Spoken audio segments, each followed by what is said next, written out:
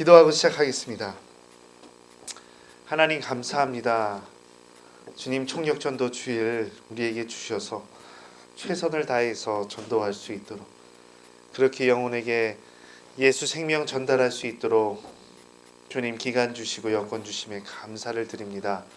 주님, 오늘 영혼의 잔칫날 우리가 함께 전도를 하고 또한 하나님 말씀을 이렇게 깊이 상고합니다.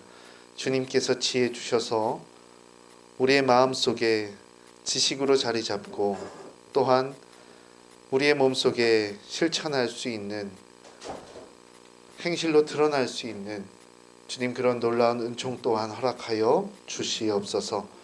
언제나 우리와 함께 하시는 예수 그리스도의 이름으로 기도 올리옵나이다. 아멘.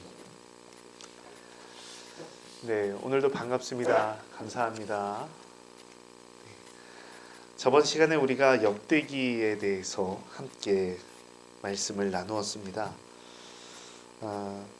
오늘 에스라 느헤미야, 그러니까 역대기 역사서의 후반부 부분을 같이 한번 배워볼까 하는데요. 우선 에스라 느헤미야를 진행하기 전에 우리가 교재를 잠깐 읽어보기 원합니다. 그리고 오늘 유인물이 있습니다. 유인물 뒤쪽에 보시면 이렇게 분류를 해놨거든요. 지난번 나눠드린 그 북이스라엘과 남유다 그 연표와, 그리고 그 뒤에 보시면은 가로로 되어 있는 그 묶음이 있을 겁니다. 그게 한 세트거든요. 그거 가져가셔서 보시면 될 것 같습니다.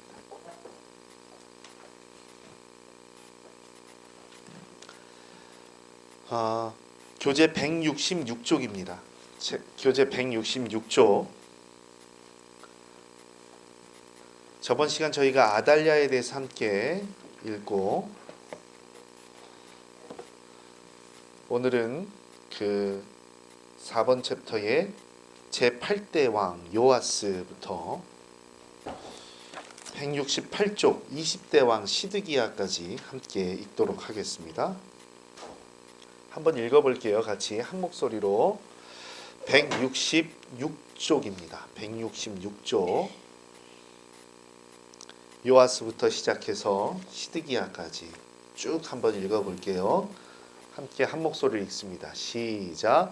제8대 왕 요아스. 요아스는 성전에서 6년간 숨어 살다가 7살에 제사장 여호야다의 도움으로 왕위에 올라 40년간 통치했다. 제일 어린 나이에 왕위에 등극한 사람으로 성전을 수리하고 바알 신당을 회파하였다. 제사장 여호야다가 살아있는 동안 그는 좋은 왕이었다. 자, 5번 제10대 왕 우시야입니다. 함께 읽습니다. 시작. 열왕기 하에서는 아사랴라고 되어 있고 역대하에서는 우시야라고 되어 있다. 그는 BC 767년부터 52년 통치하여 유다 왕 중에서 두 번째로 장기 집권한 왕이다. 그가 여호와를 찾을 동안에는 하나님이 형통하게 하셨더라 라고 후에 그는 교만하여 제사장의 권한을 침해하여 향단에 분향하는 죄를 범함으로 문둥병 환자가 되었다. 시작은 좋았으나 끝이 좋지 않은 왕이다. 자, 히스기야입니다. 히스기야는 BC 715년부터 29년간 통치했다. 그는 산당을 회파하고 백성들 사이에서 숭배의 대상이 되고 있던 모세의 노뱀과 아세라 목상을 찍어 없앤다. 또 제사장들로 이루어진 성전 합주단과 레위 사람들로 이루어진 합창단을 구성해 가장 훌륭한 예배 의식을 만들었다. 그로 인해 솔로몬이 성전 헌당을 한 이후 가장 성대한 6월절 행사를 치른다. 그는 치명적인 종기 모양의 병에 걸렸는데 악성 종양이 아니었나 생각한다. 통해 이 병이 낫지 못할 것이라는 선고를 듣자 치유와 생명 연장을 위해서 간절히 기도하여 15년을 더 살았다.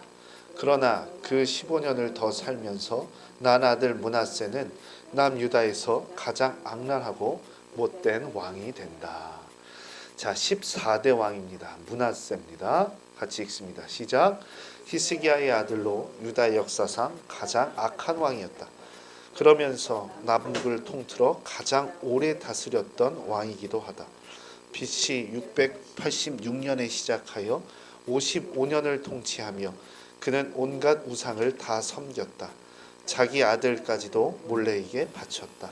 아버지 히스기야가 헐어버린 산당을 다시 짓고 바알을 위해 제단을 쌓고 1월 성신에게 제사를 지냈다. 8번입니다. 16대 왕 요시야입니다. 요시야는 8살의 왕이 되어 31년간 통치했다. 이때 솔로몬 이후 가장 큰 부흥을 이루었다. 그는 모든 신당을 회파했고 그것을 가루로 만들어서 거기 제사하는 자들의 무덤에 뿌려버렸다. 그는 26세 때 성전을 보수하다가 발견한 율법책을 따라 회개 운동을 이끌었다.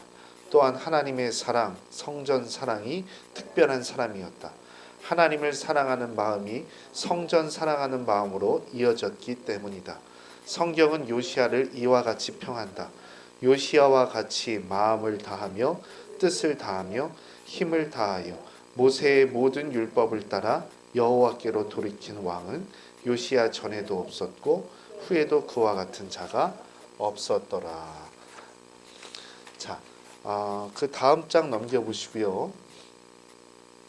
18대 왕 여호야긴이 나오고 20대 왕 시드기야가 나옵니다. 제가 드린 그 열왕표 있죠? 그것도 같이 한번 봐주시면 감사하겠습니다. 보시면 네, 요 표죠. 이 표인데 요시야, 히스기야 녹색이잖아요, 그렇죠? 요시야, 히스기야 녹색이고요. 안타깝게도 이제 그 앞부분에는 그래도 선한 왕들이 잘 치리를 했는데 이제 끝으로 가면 갈수록 빨개지죠, 그렇죠? 네, 이게 나라가 망할 징조입니다. 이게 참 안타깝게도. 그래서 요시야 다음으로는 선한 왕이 없어요. 여호아스, 여호야김, 여호야긴, 시드기야 이렇게 해서 유다 왕조가 멸망합니다. 자, 18대 왕 여호야긴 한번 읽어볼게요. 함께 읽습니다. 시작. 여호야긴은 사악하고 탐욕스러운 왕 중에 한 명이다. 그는 11년간 통치하면서 예레미야 선지자를 많이 괴롭힌다. 예레미야의 영감으로 쓰인 글과 예언이 담긴 두루마리를 불태워버린다. 바벨론의 느부갓네살 왕이 여호야긴을 끌고 갔다가 그를 꼭두각시 왕으로 다시 유다 왕위에 복위시킨다. 결국 예레미야의 예언대로 죽어 들짐승과 같이 버림받아 비참하게 죽었다. 네, 20대 왕 시드기야입니다. 시드기야는 남유다의 마지막 왕으로 11년간 통치한다. 하나님의 심판의 메시지를 전했다는 이유로 예레미야를 미워하며 고통을 주었다. 그는 BC 586년 바벨론 느부갓네살 왕에게 멸망당한다. 자, 열왕기하 25장 7절입니다. 같이 읽습니다. 시작. 그들이 시드기야의 아들들을 그의 눈앞에서 죽이고 시드기야의 두 눈을 빼고 놋사슬로 그를 결박하여 바벨론으로 끌고 갔더라. 시드기야가 이 세상에서 마지막 본 장면이 뭐예요? 아들들이 이제 참수당하는 장면이죠. 그 장면을 끝으로 두 눈이 뽑히고 결박당하여서 바벨론으로 끌려갑니다. 참 이게 하나님 바라보지 않고 세상 바라보면 이렇게 된다라는 거를 그 실패를 열왕기하에서는 신명기 역사서라고 배웠죠. 신명기 역사서는 여실히 보여주는 겁니다. 열왕기하 25장 9절 말씀 같이 읽습니다. 시작. 여호와의 성전과 왕궁을 불사르고 예루살렘의 모든 집을 귀인의 집까지 불살랐더라라는 거죠. 성전과 왕궁까지 다 불살랐더라. 잿더미가 된 겁니다. 자, 그래서 교재 하나님을 떠난 자의 최후이다 읽어볼게요. 하나님을 떠난 자의 최후이다. 하나님을 버린 민족의 최후이다. 이 나라는 하나님이 세운 민족이다. 기도하는 민족이다. 하나님 앞에 반듯하게 서야 될 줄로 믿는다. 이와 같이 이스라엘 왕들의 비참한 최후가 오늘 이 시대를 살아가는 우리에게 어떤 교훈을 주는가? 하나님만을 경외하고 하나님만을 즐거워하고 하나님께만 순종하는 것이 우리의 사명이요 본분임을 열왕기 상하와 역대 상하의 저자는 선포하고 있다. 네, 그렇습니다. 이렇게 해서 포로기 전까지의 역사가 끝이 납니다. 함께 오늘 드린 그 연표와 그리고 지도 함께 보시면서 지금까지 나눈 이야기들 잘 정리하시면 좋을 것 같습니다. 자, 이제 바벨론 포로기로 넘어가는데 우리가 꼭 알아야 할 역사들이 있습니다. 바로 바벨론 포로기의 역사라고 할 수 있습니다. 그래서 제가 나눠드린 그 표를 같이 보시면서 우리가 진행하도록 하겠습니다. 먼저 기원전 8세기 중반부터 6세기 중반이라고 제가 이렇게 해놓은 연표가 있거든요. 그거를 같이 보시면 좋겠습니다.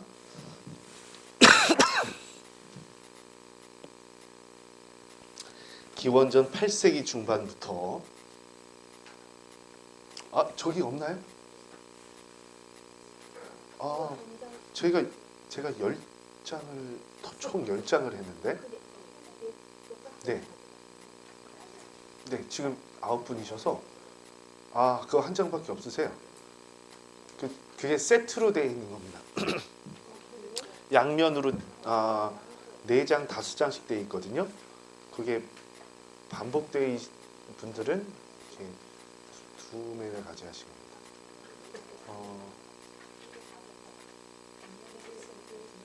됩니다. 네. 어떡하지? 그러면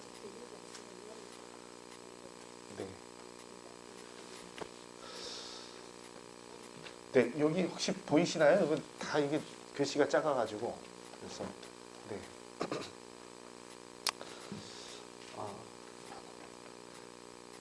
제가 요거는 그 후에 다 이렇게 다시 나눠 드릴게요. 왜 그렇게 됐지? 9부를 이제 해놨는데. 네. 자, 이게 그 바벨론이 쳐들어와서 그러니까 제가 좀 정확히 알려드려야 될 것 같아서 북이스라엘이 멸망하는 것부터 좀 말씀을 드리도록 하겠습니다. 그러니까 그 기원전 8세기 중반부터 6세기 중반이라고 해놨죠. 제가 나눠드린 이거는 그 100주년 기념 주석이라고 대한민국의 신학교의 교수님들이 집필하신 책이 있어요. 그래서 그 주석에 나와 있는 연표입니다. 그래서 학문적으로도 가장 명확하다는 연표, 도표거든요. 그런데 이게 사실 신앙적으로나 성경에 나와 있는 이야기랑 조금 다를 수도 있습니다. 그런데 제가 말씀을 드릴 테니까 이렇게 쭉 따라오시면 좋을 것 같습니다. 자, 우리가 여기에서 이 복잡한 표에서 다 알 필요는 없고요. 중요한 왕들만 체크하면 됩니다. 맨 오른쪽 보시면 아시리아가 나오죠. 아시리아에서 아시리아 쇠퇴기 다음에 이 디글랏 빌레셀 3세라는 왕이 나옵니다. 디글랏 빌레셀 3세. 이 사람이요. 한번 찾아볼까요? 열왕기하 15장 19절입니다. 열왕기하 15장 19절.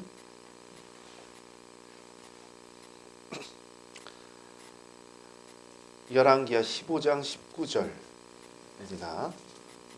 15장 19절 말씀 같이 한 목소리로 함께 읽겠습니다. 15장 19절 열왕기하입니다. 시작. 아수르 왕 불이 와서 그 땅을 치려하며 무나헴이 은 1000달란트를 불에게 주어서 그로 자기를 도와주게 하므로 나라를 자기 손에 굳게 세우고자 하여라고 나와 있죠. 여기서 불이 누굴까요? 불이 바로 이 디글랏 빌레셀 3세입니다. 우리가 성경을 읽으면서 이 불이 도대체 누구일까라고 생각할 때가 있죠. 그게 바로 아시리아의 디글랏빌레셀 3세입니다. 이 사람이요 대단한 사람이었어요. 보면 아시리아의 쇠퇴기라고 나와 있죠. 그런데 이 사람을 지나서 이 사람이 그 고대 근동의 전역을 제패를 합니다. 아시리아를 쇠퇴기를 끝내고 중흥기, 부흥기로 이끌었던 사람이 바로 이 디글랏빌레셀 3세입니다. 철병거를 가지고 이 중동 세계를 정복했던 인물이라고 할 수 있죠. 그래서 어떻게 했어요? 이 무나헴이라는 인물이 은 1000달란트를 주었더라라는 거죠. 이게 대단한 금액입니다. 은 1000달란트. 이 어마어마한 막대한 전쟁 금액을 지불하고 왕위를 견고하게 했더라라는 거죠. 그런데 도표를 보시면 가운데 이스라엘을 보시기 바랍니다. 이스라엘 보시면 745년, 747년 무나헴이라고 나와 있죠. 그리고 무나헴 밑에 있는 사람이 부가야입니다. 부가야. 아들이겠죠. 둘이 같이 통치를 했던 겁니다. 이 사람이 은 1000달란트를 이 불에게 주었다라는 거죠.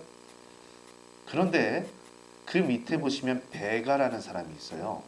베가. 이 베가가 어떻게 합니까? 이 부가야를 죽이고 이스라엘의 왕이 됩니다. 그러니까 이 이스라엘의 역사는 계속해서 반역의 역사인 거예요. 계속해서 쿠데타와 혁명이 끊이지 않는 나라가 바로 북이스라엘이었더라라는 겁니다. 그런데 이 베가가 어떻게 합니까?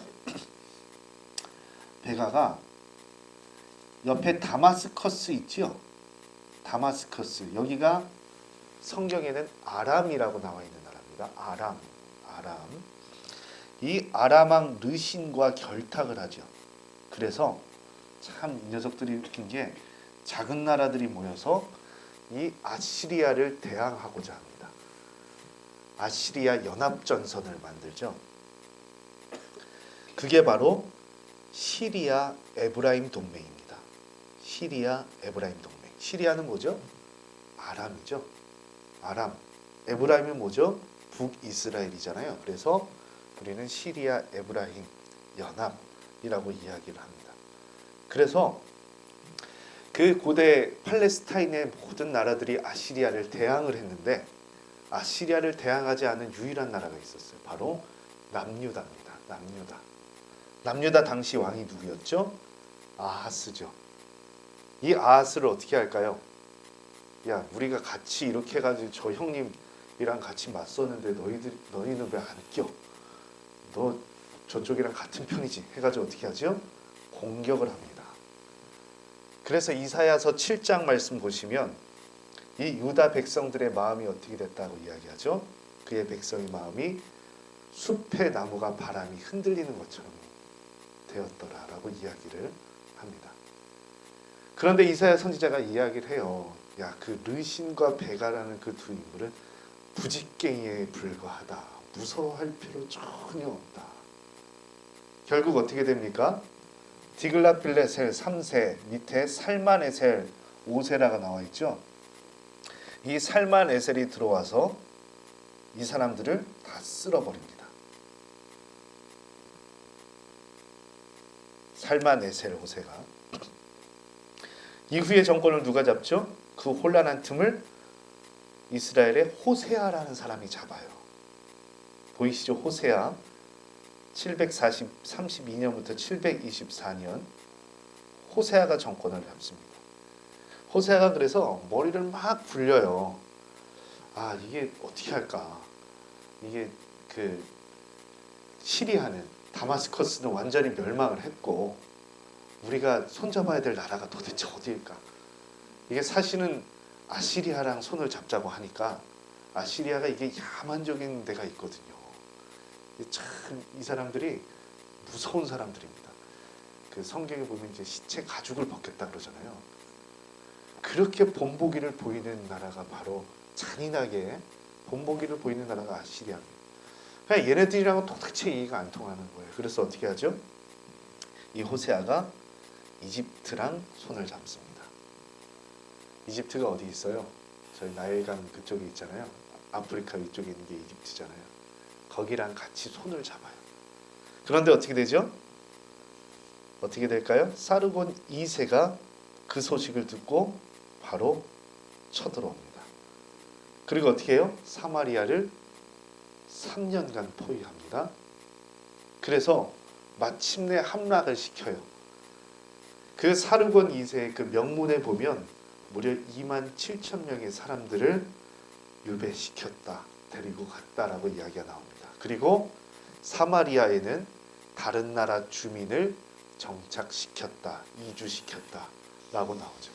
이게 722년에 사마리아 멸망이라고 나와 있죠. 이게 호세아를 마지막으로 한 북이스라엘의 마지막 이야기입니다.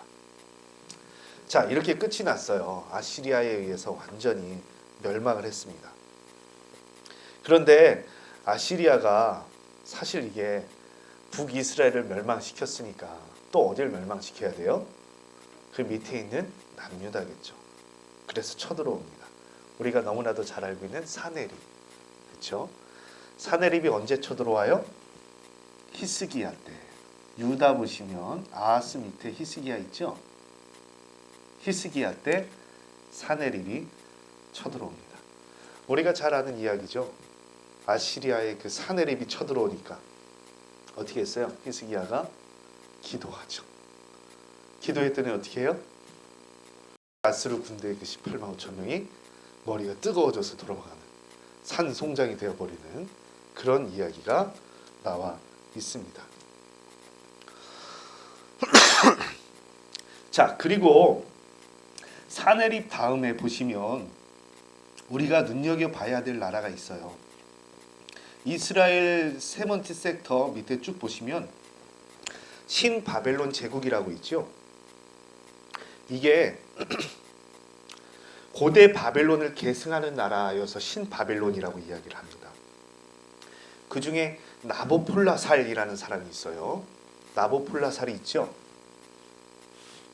중간에 보시면 626년부터 605년에 있는 사람. 이 사람이요, 북부 메데라는 나라와 결탁을 해서 아시리아의 수도인 니누에를 공격을 합니다. 그래서 함락을 시켜요. 아시리아를 정복한 게 누구예요? 신바벨론의 나보폴라살이다라는 거예요. 그 나보폴라살의 아들이 누굴까요?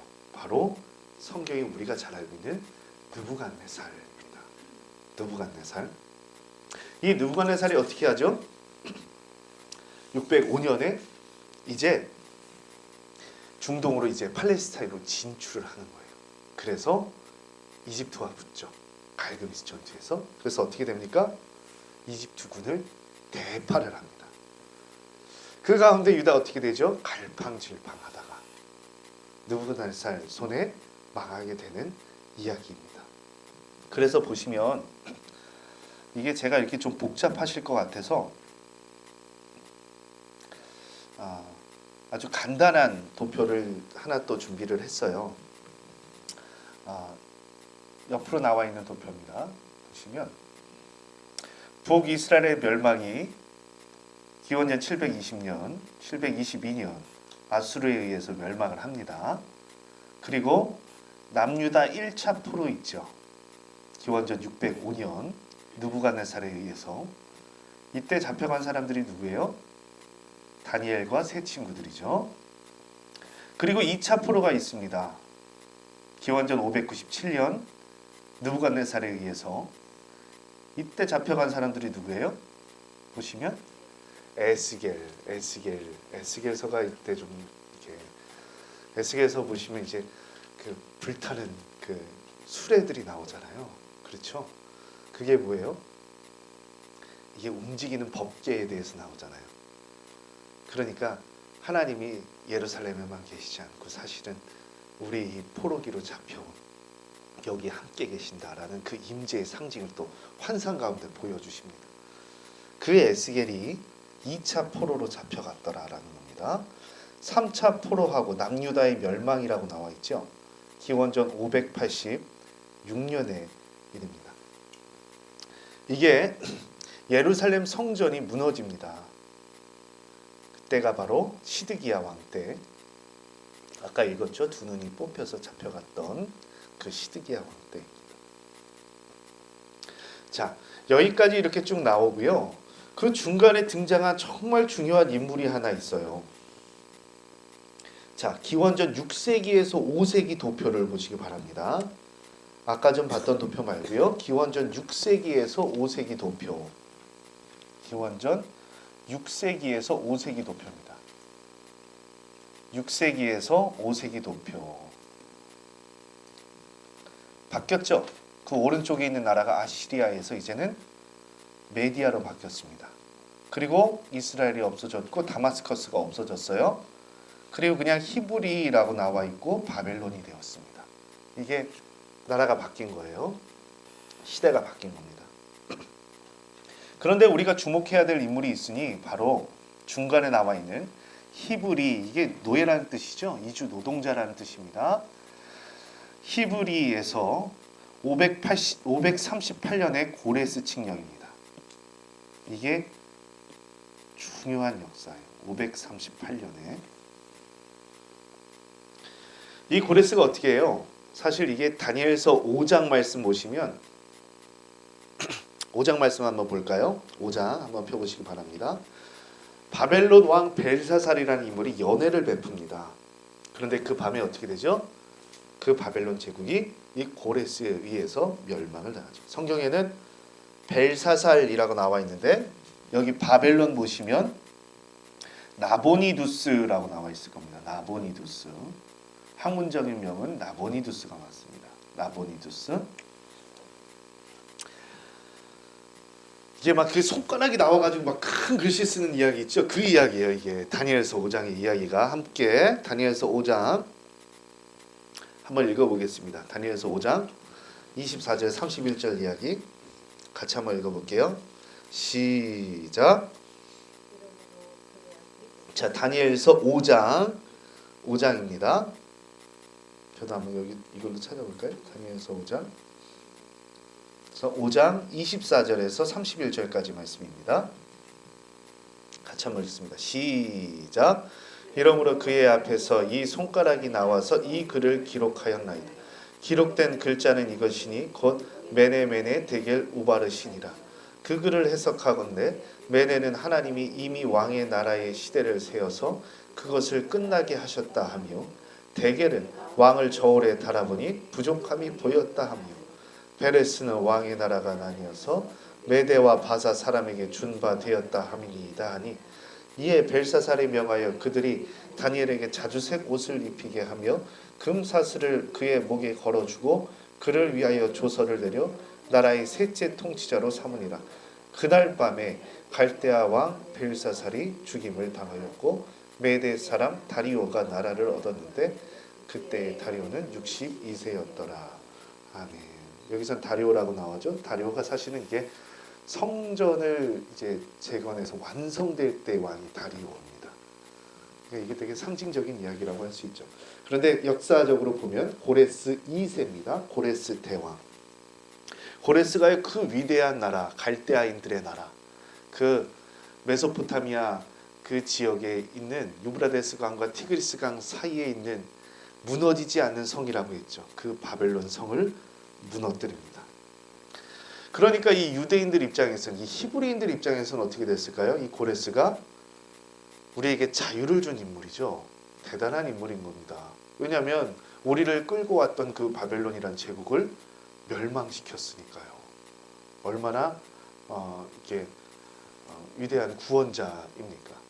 그래서 이사야 45장 말씀 보면 이렇게 나와 있습니다. 이사야 45장 말씀 같이 한번 읽어보도록 하겠습니다. 이사야 45장 1절입니다. 1절 말씀 같이 읽어볼게요. 45장 1절 말씀 시작. 여호와께서 그의 기름 부음을 받은 고레스에게 이같이 말씀하시되, 내가 그의 오른손을 붙들고 그 앞에 열국을 항복하게 하며 내가 왕들의 허리를 풀어 그 앞에 문들을 열고 문들이 닫히지 못하게 하리라. 아멘. 고레스에게 어떻게 이야기해요? 기름 부음 받은 자라고 이야기합니다. 여러분, 기름 부음 받은 자 뭐예요? 그리스도잖아요. 고레스가 그런 존재라는 거죠. 이게 이스라엘 그 노예 생활에서 자유를 준 인물로, 이게 그런 정도의 인물로 이사야는 묘사를 하고 있는 겁니다. 자, 13절 한번 보세요. 13절 같이 읽습니다. 13절 시작. 내가 공의로 그를 일으킨지라 그의 모든 길을 곧게 하리니 그가 나의 성읍을 건축할 것이며 사로잡힌 내 백성을 값이나 갚음이 없이 놓으리라. 만군의 여호와의 말이니라 하셨느니라. 아멘. 해방자 고레스, 위대한 왕 고레스. 그리고 칙령을 발표를 해요. 이 고레스가 딱 이야기를 하거든요. 어떻게 이야기하냐? 그 이야기가 바로 에스라 1장에 나와 있습니다. 자, 오늘 말씀입니다. 에스라 1장 1절에서 4절까지 말씀 한 목소리로 함께 읽겠습니다. 시작. 바사왕 고레스 원년에, 자, 에스라입니다. 에스라 한번 찾아보시죠. 오늘 이제 에스라 느헤미야 들어간 거예요. 에스라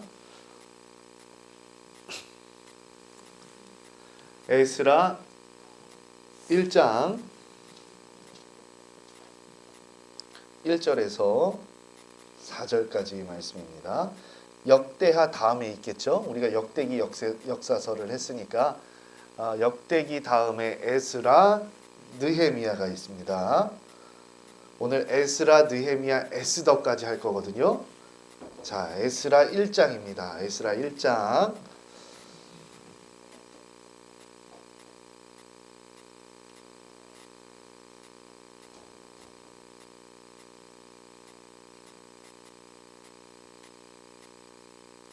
자, 에스라 1장 1절에서 4절입니다. 함께 읽습니다.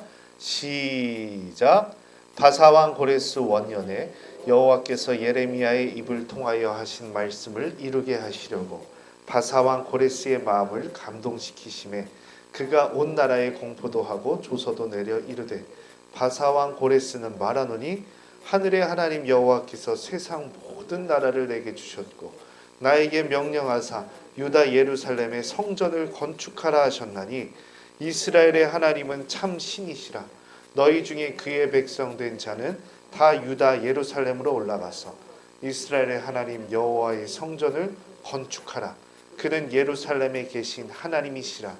그가 남아있는 백성이 어느 곳에 머물러 살든지 그곳 사람들이 마땅히 은과 금과 그 밖의 물건과 짐승으로 도와주고 그 외에도 예루살렘에 세울 하나님의 성전을 위하여 예물을 기쁘게 드릴지니라 하였더라.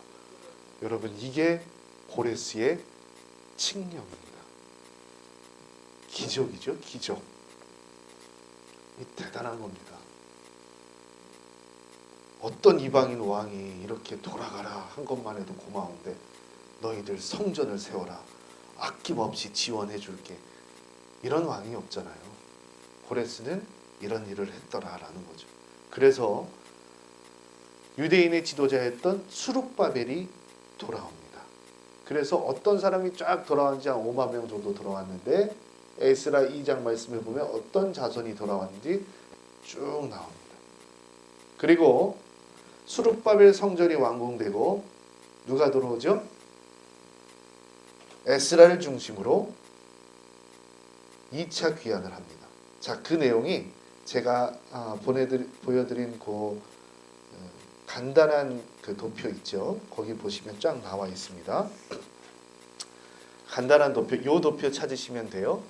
도표 찾으시면 쭉 나와 있습니다. 자, 수룹바벨 1차 귀환입니다. 페르시아 고레스 왕, 기원전 538년, 약 5만 명 귀환이라고 적혀 있죠. 그리고 기원전 516년에 수룹바벨 성전이 완공이 됩니다. 그리고 그 밑에 뭐가 있어요? 에스더 사건이 나오죠. 아하수에로 불임절이 있습니다. 자, 2차 귀환 에스라입니다. 기원전 458년이죠. 그리고 3차 귀환 누굽니까? 느헤미야를 중심으로 이제 3차 귀환이 이루어집니다.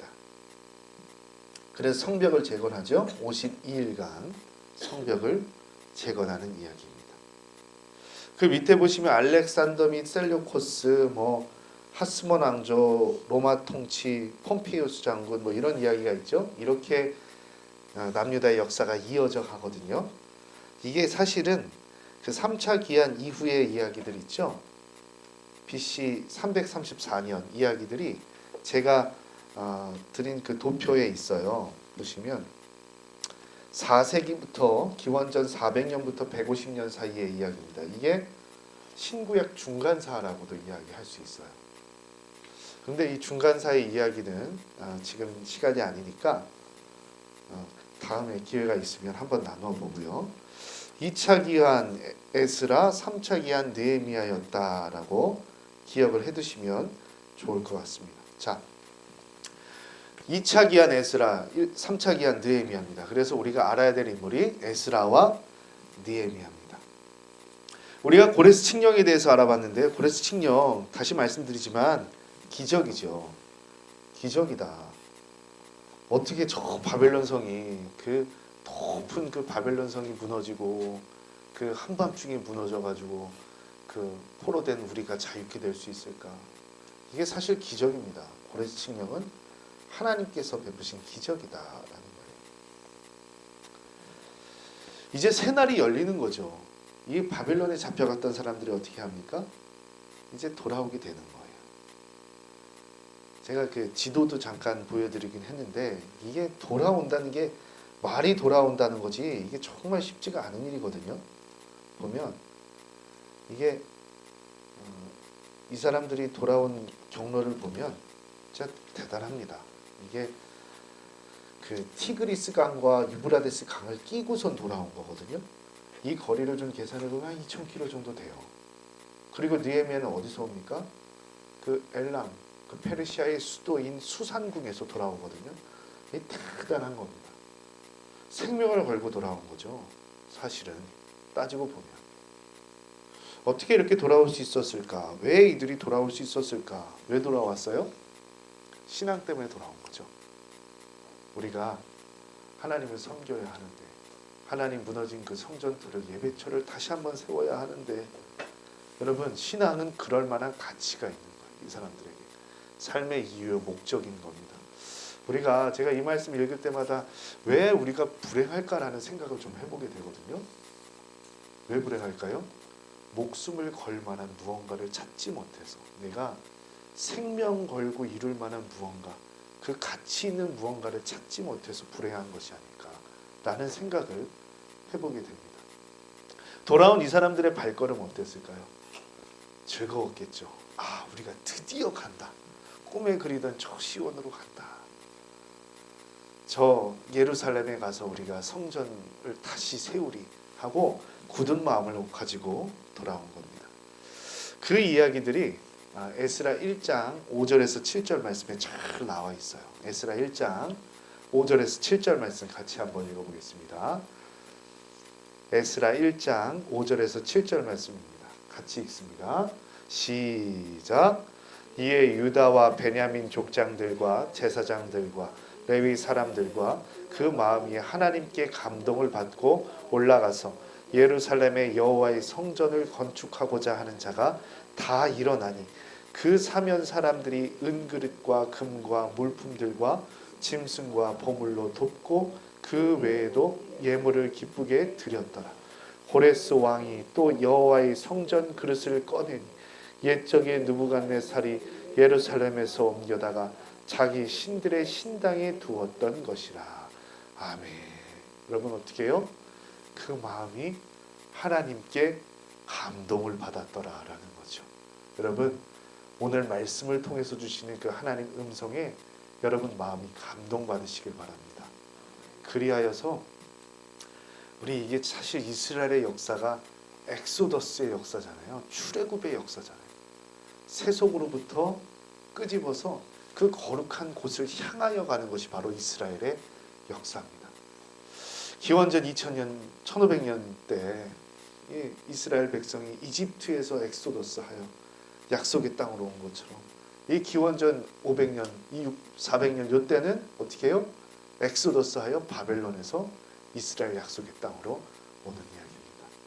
항상 이를 기억하시고 날마다 세속에 빠져 사는 것이 아니라 하나님 말씀 가운데 감동받아서 주신 예배터에서 예배하는 여러분 되시기를 간절히 축원합니다. 자, 2장 1절 말씀 보시면 그래서 이 사람들이 돌아와요. 예루살렘과 유다로 돌아옵니다. 그래서 2절 말씀 보시면 그 명단이 쭉 나오는데 수룹바벨과 예수아부터 나옵니다. 수룹바벨은 누구죠? 다윗의 자손입니다. 예수아는 누구예요? 제사장이죠. 그 다음 누가 나옵니까? 느헤미야가 나와. 이게 영향력 있는 사람의 순으로 쭉 나와 있는 거예요. 그리고 3장 보시면 어떻게 합니까? 8절 보시면 성전 재건을 바로 시작을 합니다. 자, 8절부터 13절까지 같이 읽도록 하겠습니다. 8절에서 13절입니다. 시작. 예루살렘에 있는 하나님의 성전에 이른 지 2년 둘째 달에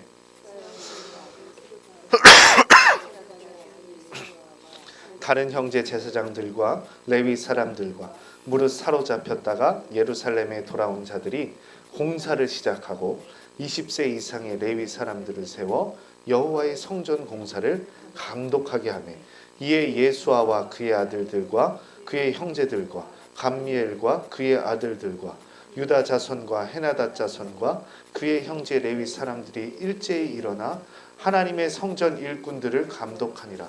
건축자가 여호와의 성전에 기초를 놓을 때에 제사장들은 예복을 입고 나팔을 들고 아삽 자손 레위 사람들은 재금을 들고 서서 이스라엘 왕 다윗의 규례대로 여호와를 찬송하되 찬양으로 화답하며 여호와께 감사하여 이르되 주는 지극히 선하심으로 그의 인자하심이 이스라엘에게 영원하시도다 하니 모든 백성이 여호와의 성전 기초가 놓임을 보고 여호와를 찬송하며 큰 소리로 즐거이 부르며 제사장들과 레위 사람들과 나이 많은 족장들은 첫 성전을 보았으므로 이제 이 성전의 기초가 놓임을 보고 대성통곡하였으나 여러 사람은 기쁨으로 크게 함성을 지르니 백성이 크게 외치는 소리가 멀리 들리므로 즐거이 부르는 소리와 통곡하는 소리를 백성들이 분간하지 못하였더라.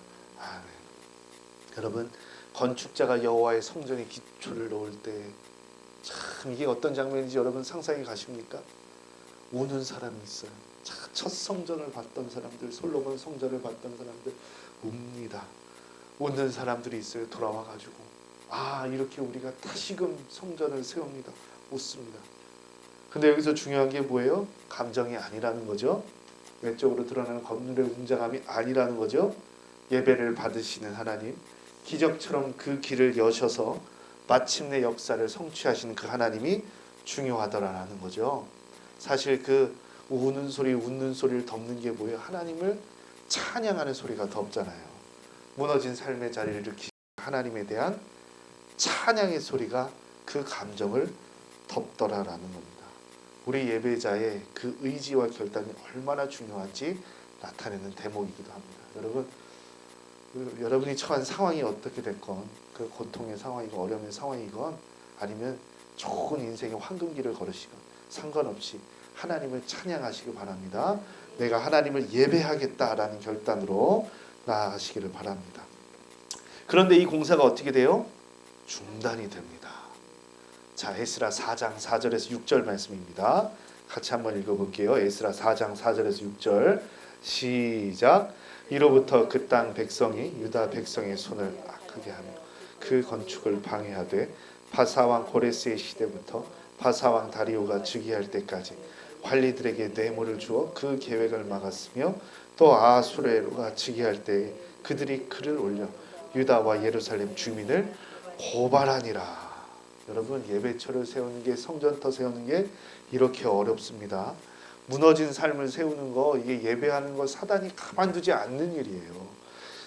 뇌물을 주고 막 여론 형성하고 막 완력을 쓰고. 그런데 우리는 이 성경을 읽으면서 명심해야 하죠. 하나님께서 쓰시고자 하면, 하나님께서 받으시고자 하면 누구도 막을 사람이 없더라라는 거예요. 자, 에스라 6장을 보시기 바랍니다. 시간이 흘러요. 14년이나 시간이 흐릅니다. 성전이 방치가 됩니다. 그런데 하나님 어떻게 하시죠? 6장에 보면 다리오 왕, 새롭게 세운 왕에게 감동을 주시고 바벨론의 보물 창고를 열고 조사하게끔 합니다. 자, 7절에서 8절 말씀 같이 한번 읽겠습니다. 시작. 하나님의 성전 공사를 막지 말고 유다 총독과 장로들이 하나님 제자리에 건축하게 하라. 내가 또 죄소를 내려서 하나님의 이 성전을 건축함에 대하여 너희가 유다 사람의 장로들에게 행할 것을 알리노니 왕의 재산 곧 유브라데 강 건너편에서 거둔 세금 중에서 그 경비를 이 사람들에게 끊임없이 주어 그들로 멈추지 않게 하라. 아멘. 멈추지 않게 하라. 참 여러분, 저는 이 말씀을 읽을 때마다 하나님께서 이루시는구나 라고 깨닫습니다. 힘들고 어려워도 하나님의 일은 그러므로 뭐예요? 우리가 완성될 때까지 멈추지 말아야 하는 거예요. 계속해서 끝까지 지속해야 합니다. 방해가 있다고 해서 멈추면 안 되더라라는 거예요. 그래서 다리오 왕 제6년 아달월 3일에 수룹바벨 제2성전이 완성이 됩니다. 주전 515년이죠. 무려 70년 만에 587년에 무너졌던 성전이 515년에 예루살렘의 예레미야의 예언대로 다시금 세워지더라라는 겁니다. 이 성전의 건축 기간이 어느 정도 됐을까요? 14년 방치했는데 4년 6개월입니다. 4년 6개월 만에 완성이 됩니다. 저는 이걸 보면요, 하나님께서 하시면 결국에는 완성이 돼요. 하나님께서 이루시고자 하면 결국에는 이루어집니다. 그래서 스가랴 선지자가 이야기했죠.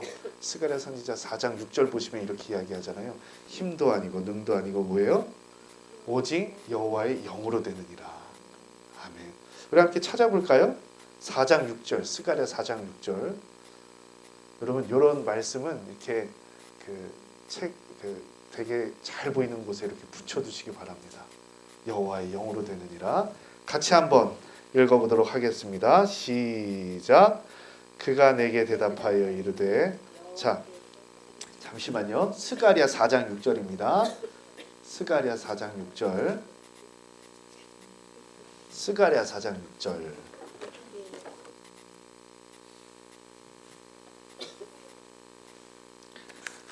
네, 학습 말이죠. 네, 뒤쪽에 있습니다. 네, 뒤쪽에 한 1400 이쪽에 있어요. 1400쪽 이상. 제가 성경이 지금 그래서 네, 그 뒤쪽에 보시면 나와 있습니다. 네. 4장 6절 말씀.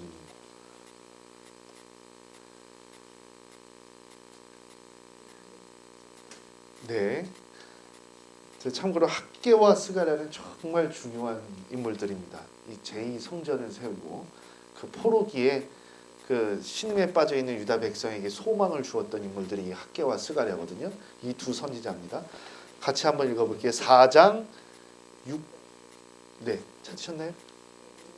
네, 네, 네. 조금 뒤에 있죠. 그 찾기가 어려우시더라고요. 보니까. 네. 네, 같이 한 목소리로 그럼 두 번 읽도록 하겠습니다. 천천히 찾아주세요. 읽겠습니다. 시작. 그가 내게 대답하여 이르되 여호와께서 수룹바벨에게 하신 말씀이 이러하니라. 만군의 여호와께서 말씀하시되 이는 힘으로 되지 아니하고 능력으로 되지 아니하고 오직 나의 영으로 되느니라. 한 번 더 읽습니다. 시작. 그가 내게 대답하되 이르되 여호와께서 수룹바벨에게 하신 말씀이 이러하니라. 만군의 여호와께서 말씀하시되 이는 힘으로 되지 아니하고 능력으로 되지 아니하고 오직 나의 영으로 되느니라. 아멘. 오직 나의 영으로 되느니라. 여러분, 성령으로 될 줄 믿습니다. 그래서요, 이게 에스라의 이 이야기는 하나님께서 하시면 된다라는 이야기입니다. 그래서 우리가 이 이야기를 읽을 때는 어떤 불가능한 상황이라도 하나님께서 하셨으니 우리의 상황도 똑같이 일하실 줄 믿습니다라는 믿음의 결단으로 읽어야 합니다. 이게 신앙이라는 것이 그런 거잖아요. 단순히 이게 우리가 십자가에 달리신 예수님만 이야기하지 않습니다. 그렇죠? 예수님 어떻게 하셨습니까? 3일 만에 부활하셨죠. 그래서 이게 기독교가 십자가의 종교이기도 하지만 부활의 종교입니다. 죽음을 이기신 그 예수님, 사망 권세 이기신 그 예수님을 우리는 믿어야 할 줄 믿습니다. 자, 에스라의 이게 첫 번째 단원이고요. 에스라 6장까지의 이야기입니다. 성전이 세워지는 이야기. 자, 그럼 에스라 7장부터 이제 마지막 장까지는 두 번째 단원이 나왔는데 6장까지의 이야기가 이 역사적인 사실을 기록한 것이라면 이제 7장부터는 에스라 한 사람에 대한 이야기로 나옵니다. 그래서 에스라가 드디어 7장 6절에서 10절 보시면 자, 한번 읽어볼게요. 7장 6절에서 10절입니다. 에스라 7장 6절에서 10절 말씀. 네, 7장 6절에서 10절입니다. 네, 역대기 다음에 있는 에스라, 역대기 다음에 있습니다. 열왕기 상하, 역대기 상하, 그 다음에 에스라. 네, 함께 볼게요. 7장 6절에서 10절 함께 읽습니다. 시작. 이 에스라가 바벨론에서 올라왔으니 그는 이스라엘 하나님 여호와께서 주신 모세의 율법에 익숙한 학자로서 그의 하나님 여호와의 도우심을 입음으로 왕에게 구하는 것은 다 받는 자이더니 아닥사스다 왕 제7년에 이스라엘 자손과 제사장들과 레위 사람들과 노래하는 자들과 문지기들과 느디님 사람들 중에 몇 사람이 예루살렘으로 올라올 때에 이 에스라가 올라왔으니 왕의 제7년 다섯째 달이라. 첫째 달 초하루에 바벨론에서 길을 떠났고 하나님의 선한 손에 도우심을 입어 다섯째 달 초하루에 예루살렘에 이르니라. 에스라가 여호와의 율법을 연구하여 준행하며 율례와 규례를 이스라엘에게 가르치기로 결심하였더라. 아멘. 여러분, 에스라가 누구죠? 대제사장 스라야의 아들입니다. 사독의 5대 손이라고 해요. 그렇다면 사독이 누구죠? 아론의 아들 엘르아살의 후손입니다. 정확한 뭐예요? 에스라는 엘르아살, 아론의 16대 손이라고 할 수 있습니다. 그러니까 율법에 정통한 학자이자 제사장이자 토라 전체를 암기하고 있는 사람이 바로 누구예요? 에스라입니다. 그 에스라가 예루살렘으로 돌아와서 유대 사회를 개혁하는 겁니다. 그래서 학자들은 이야기해요. 에스라를 울타리 치는 사람이다. 뭐 하는 사람이요? 울타리 치는 사람이다. 당시 유대 사회에는 성벽이 없었잖아요. 그렇죠? 성전만 이제 재건이 됐고 성벽은 없었어요. 성벽은 왜 못 올렸을까요? 성벽 올리면 야, 지네들이 그 독립 꿈꾸는구나. 페르시아 제국이 저렇게 시퍼렇게 눈 뜨고 보고 있는데 그래서 못 올렸던 거예요. 느헤미야 때까지. 그 페르시아의 실력자가 오는 그 느헤미야 때까지 성벽을 지을 수가 없었던 겁니다. 그래서 울타리를 쳤던 사람, 이게 사실 이게 육적인 그 보이는 성벽이 중요한 게 아니라 영적인 성벽이 없었던 거예요. 이게 정신의 울타리가 없었던 겁니다. 자, 에스라 9장 9절 함께 읽겠습니다. 에스라 9장 9절입니다. 9장 9절에 에스라가 아주 그냥 자기 고백적인 그런 이야기를 해요. 자기가 왜 돌아왔는지 어떤 하나님이신지 그렇게 고백을 합니다. 같이 읽습니다. 시작. 우리가 비록 노예가 되었사오나 우리 하나님이 우리를 그 종살이하는 중에 버려두지 아니하시고 바사왕들 앞에서 우리가 불쌍히 여김을 입고 소생하여 우리 하나님의 성전을 세우게 하시며 그 무너진 것을 수리하게 하시며 유다와 예루살렘에서 우리에게 울타리를 주셨나이다. 울타리를 주셨나이다. 지켜줄 거 아무것도 없는데 영적인 울타리를 주셨습니다. 우리에게 다시 한 번 더 민족을 하나님의 백성으로서의 그 정체성을 세울 수 있는 울타리를 주셨습니다. 그래서 에스라는 토라의 울타리를 친 사람이다 라고 기억을 하시면 됩니다. 그래서 에스라를 통해서 이 유대 사회가 개혁이 일어나는 거예요. 모세의 가르침 토라를 통해서 이 공동체가 다시 살아나는 겁니다.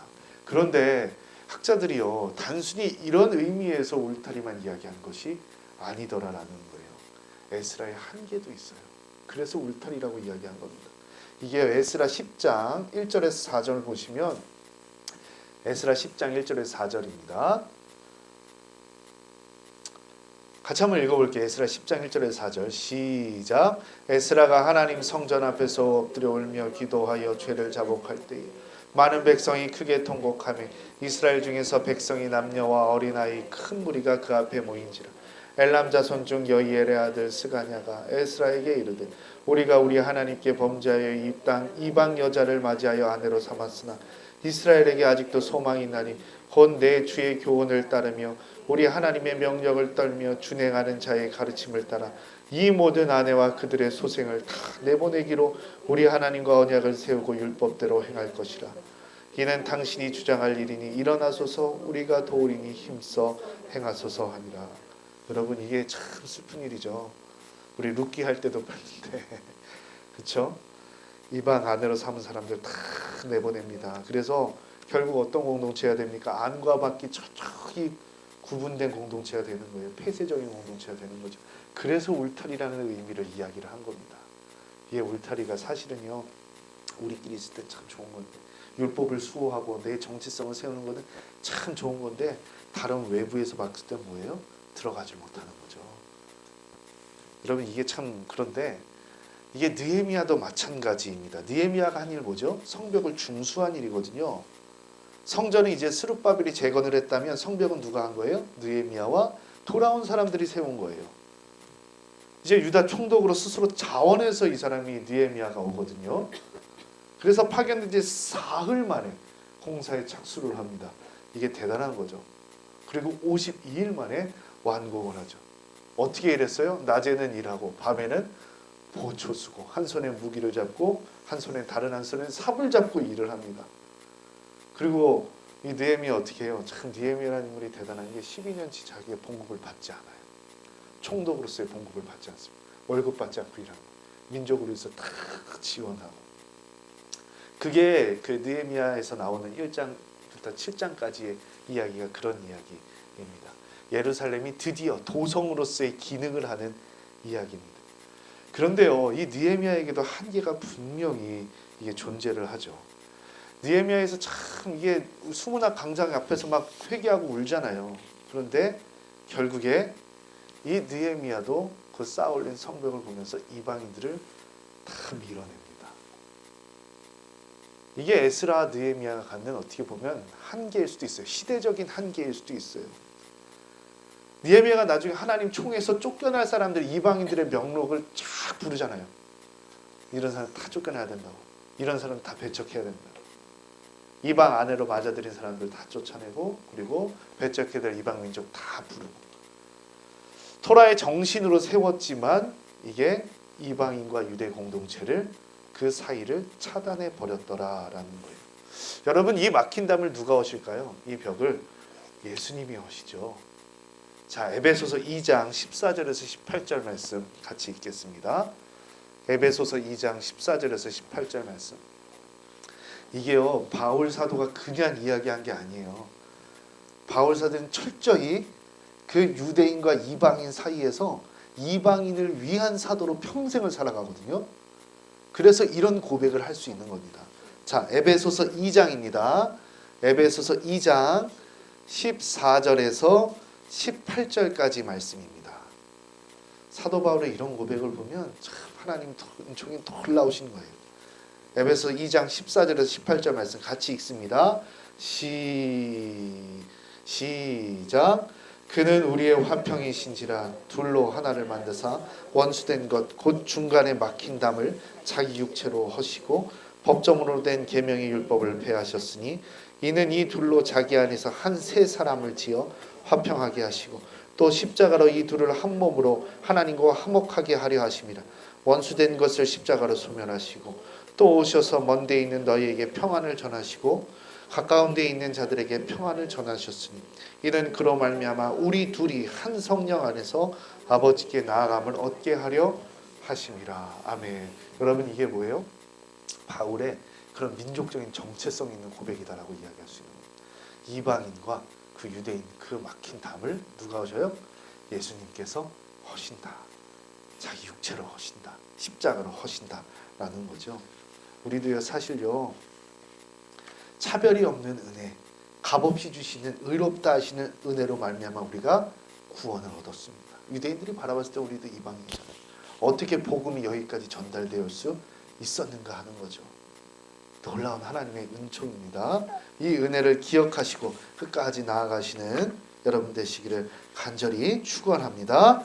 이어서 에스더입니다. 에스더 이야기는 정말 짧아요. 제가 이것도 하려면 긴데, 에스더 이야기 뭐예요? 당시 페르시아 제국에 살았던 그 소수 민족으로서의 겪어야 될 아픔을 이야기하는 겁니다. 에스더 이야기는 다음 시간에 하도록 하겠습니다. 지금 딱 12시여서.